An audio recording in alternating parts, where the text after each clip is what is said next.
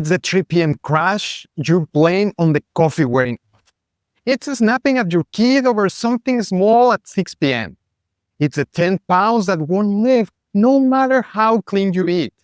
It's the puffy face in the morning. It's the night your rings wouldn't come off after dinner because your fingers had swollen and you stood at the sink twisting them and felt your throat tighten. That's the fire. That's what it looks like when it's burning inside you. You think inflammation is what happens when you sprain your ankle, or what grandma gets in her knees. It's not. The kind of inflammation that's stealing your energy, your sleep, your patience with your kids, your waistline, your brain, that kind doesn't hurt. It whispers, it builds, it burns for years before anyone names it. In the next few minutes, I'm going to show you 4 steps to start reducing the fire, and the lab markers most doctors will never run on you, even though they are some of the clearest data points we have for what's actually driving your symptoms. Here is what nobody told you. Chronic inflammation doesn't show up the way you expect. It's not redness, it's not a fever. It's the puffy face in the morning. It's the heaviness after dinner. It's the brain fog at 2 p.m. The mood swings, the stubborn 10 pounds that won't lift no matter how clean you eat. I want you to meet someone. I call her M. She's the kind of case I train on. She's 42, senior product manager at a tech company. 2 kids, 8 and 11. She runs on 7 a.m. stand-ups and 4 back-to-back meetings until her lunch block. She's been eating clean for 2 years, walking the dog every morning, sleeping 7.5 hours. And one Tuesday night, she sat down on the edge of her bed and noticed her rings wouldn't come off. Her hands looked like they belonged to a different woman. She had gained 8 pounds without changing anything she ate. She woke up at 2 a.m. most nights for no reason she could name. She went to her doctor. She told him everything. The fatigue, the weight, the mood. He ran the labs. A few days later, the message came back. Your labs look great. We can't find anything. Try some meditation. Manage your stress. She mentioned that she cried in the parking lot after that appointment. If you've heard that line from a doctor, I'm so sorry. Because that response sends millions of women back home thinking they are crazy, thinking they are lazy, thinking it's all in their head. It's not. Her labs were normal because standard labs aren't designed to catch the fire. They are designed to catch the burnt down house. This is the pattern I see described in FDN every week. I am an FDNP. That's the lens I'll walk you through now. Not a replacement for your doctor, a different way of looking at the same body. When I ran my own labs, my cortisol was flatlined mid-afternoon, completely on the floor. Chronic inflammation is the common thread behind the cluster I just named. The weight that don't move, the brain fog, the 2 a.m. wake-ups, the mood that turns on a dime at 6 p.m. Not every symptom is inflammation. That cluster almost always is. Now, let's start reducing the fire. Step 1, remove the fuel.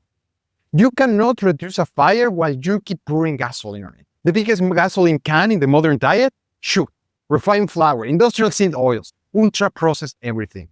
The first thing M changed was small. She stopped buying the granola bars her kids ate in the car on the way to school. She'd been eating 2 a day at her desk between meetings. We swapped them out of whatever was left in the fridge from the night before. Some weeks it was last night's salmon over rice. Some weeks it was the Korean beef bowl her husband made on Sunday, reheated cold in a Tupperware. Real food her body already recognized. Eating at her desk between meetings, no recipe required. One note before you panic about your household, this is for you, not the kids. The granola bars don't have to change for this to work. You are pulling your own food for 14 days. I know what you are thinking. You've done this before. You've tried Whole30. You've tried gluten-free. You've tried sugar-free January. They work for 2 weeks and then nothing. The difference here is the frame. You are pulling for 14 days as a diagnostic, not a punishment. The question is not, did I lose 10 pounds? The question is, did anything shift? Your belly, your sleep, your mood. Then you pair it with the next 3 steps. One alone moves the needle a little. The 4 together is when the body actually changes its mind. Step 2, add the water. Pull the fuel, then pour on the water. anti-inflammatory food. If you take one thing from this step, take wild fatty fish, salmon, sardines, or mackerel, twice a week. The EPA and DHA in a cold water fish are the only omega-3s your body can actually use to lower inflammatory signaling at the cell membrane. Leafy greens are good, olive oil is good. They support the work. The fatty fish does the work. I watch people go all in on keto, on carnivore, or strict vegetarian and feel worse. Not because the diet is bad, because it's wrong for their body. One person's medicine is another person's poison. You have to match the food to the person. Step 3, sleep, non-negotiable. This is the one almost everyone underestimates. Sleep isn't rest. Sleep is when your body does the actual repair work. Tissue rebuild, green fatty clearance in the brain, immune system cleanup, or hormone regulation. None of it happens while you are awake. It all happens while you're unconscious. A study published in the journal Biological Psychiatry showed that even partial sleep loss, sleeping just 50 to 75% of a normal 8 hours, raises inflammatory cytokines in otherwise healthy people. You don't need to pull an all-nighter. You just need a few weeks of 6 hours instead of 8, and your inflammation markers climb. You can eat perfectly. You can train perfectly. If you are undersleeping, you are inflamed, period. One more thing on sleep. The morning light piece is real, but you don't need a 10-minute prescription. And just start taking her first coffee on the back porch instead of at the kitchen counter. 5 minutes outside, eyes open, no phone. That was the whole intervention. Step 4, move your body. Not crush it, move it. For M, with 2 kids and the 7 a.m. stand-up, here is what movement looked like in real life. A 30-minute walk during her lunch block on the day she was in the office, with her phone face down in her bag.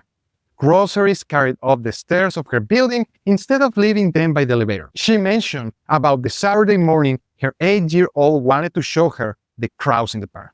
And she said yes. That is not a prescription card. That is a life that was movement woven through it. 30 minutes a day, broken into windows you can actually hit on a Tuesday. Not a 40-minute class you'll cancel by Thursday. And one specific reason to walk after meals? Not before. It blunts your blood sugar spike. 10 minutes after the meal, that hit you hardest does more for your inflammation than an hour of cardio on an empty stomach. Those are your 4. Remove the fuel, add the water, sleep, and move. Now, I have to be honest with you about something. These 4 steps work. For prevention, they are the whole game. For a smaller fire that has only been burning a year or 2, they can put it out on their own. But if you have been doing the work for 2 years and you still feel broken, if your rings still don't come off, if you're still waking up at 2 a.m., if you have already pulled the gluten and the sugar and you're still puffy in the morning, then the steps alone are not going to do it. M had been doing 4 of these for 2 years. Her fire was already too far in. That is where labs come in. In FDN cases like M's, the marker that surprises clients most is secretory IgA, the immune protein that lines the gut. Hers was on the floor. She didn't have a gut problem in the way she's been Googling it. She had an immune system that had been trying to put out a fire for years and was tapped out. Behind that one marker, the rest of the picture fill in.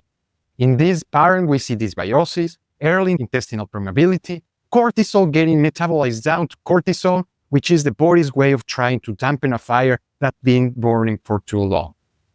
Sex hormones get redirected to keep with the stress demand.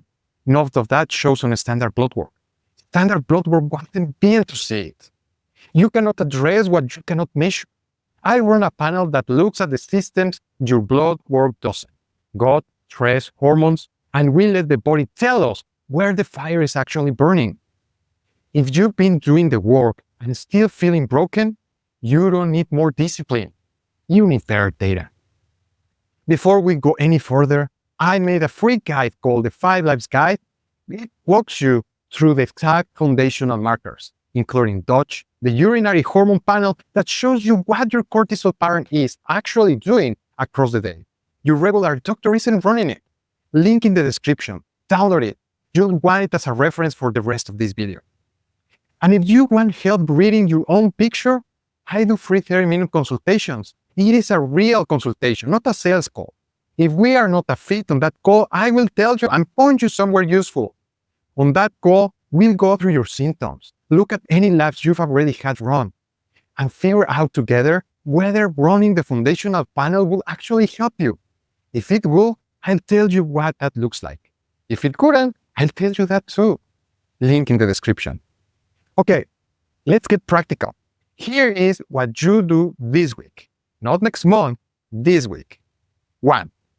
Take one inflammatory food out. Pick one. Sugar, bread, vegetable oils, the granola bar in the car, whatever you eat most without thinking. Pull it out for 14 days as a diagnostic, not a punishment. You are not asking, did I lose 10 pounds? You are asking, did anything shift? Watch your belly, watch your sleep, watch your mood. 2. Walk 10 minutes after the meal that hits you hardest. The lunch you eat at your desk, the dinner that leaves you heavy. 10 minutes after, on your feet. It plunges your blood sugar spike. That is the whole session. 3. Set a bedtime. Not a wake time, a bedtime. Pick a number, 10 p.m., 10:30, whatever works. Start moving toward it. Dim the lights 1 hour before. Phone out of the bedroom. If you do nothing else from this video, fix your sleep. It is the single biggest lever you have. 4. Eat fatty fish twice this week. Salmon, sardines, mackerel. Canada is fine. The EPA and DHA are the part of anti-inflammatory food that actually has a mechanism behind it. 2 meals. That is assignment. One last thing. Back to M. In cases like this, what FDN does is pull the foods the panel flag, rebuild the gut lining, support the adrenal pattern. In M's arc, it was around 6 weeks before the weight that had been stuck for 2 years started to move. Her morning face wasn't puffy anymore. Her rings fit. She'll tell you she still has bad nights. She's still a senior PM at the same tech company, still doing the 7 a.m. stand-up, still in the 4 back-to-back meetings. The job didn't go anywhere. She just isn't being destroyed by it anymore. The bad nights are on the floor. Those things matter. They are not the part of the story I want to leave you with. The part I want you to hear is this. She said about a Tuesday morning, her son, the 8-year-old, had a full meltdown before school. The kind that used to wreck her whole day, where she'd snap and then feel guilty and then drag that guilt into her 9 a.m. meeting. This time, she stayed calm. She got down on the floor with him. She held him. And when it was over, she realized she hadn't felt that kind of patience in years. That's what reducing the fire actually looks like. It's not a number on a scale. It's not a lab marker. It's a Tuesday morning where you're finally present for the people you love. Here is what I want you to do. Go to the description, download the free 5 Labs guide. It shows you the exact information markers your doctor probably isn't running. If you want personal help, book a free 30-minute call with me. We'll talk about what's actually going on with you and where I'm the right person to help.